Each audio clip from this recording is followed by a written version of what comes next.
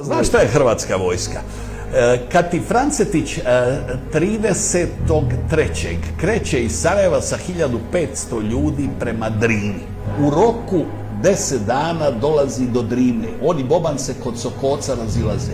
Neki romantični kažu 5000 Dangićevih četnika ostaje po Romaniji i tako dalje. Razbija ih gdje stigne.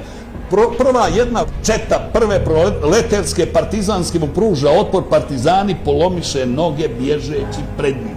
Taj vojnički genije, taj genije u svakom pogledu 10. travnja dolazi na Drinu.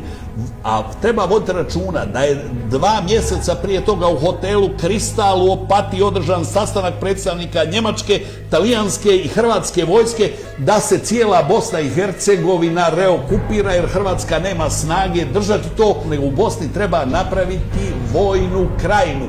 Francetić i Vrančić je svjestan šta je jedna vojna krajina Hrvatskoj donijela uz pomoć doktora Andrija Artukovića koji spriječava Talijane ući u Sarajevo.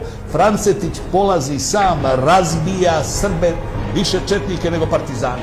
Tih dana Velebit i Lola Ribar prate Broza u pokušaju osvajanja kasabe Rogatica. Znači, Francetić ostavio 20-ak ustaša da brane kasabu Rogatica i 3 dana su se oko nje lomili partizani i nisu je uspjeli osvojiti.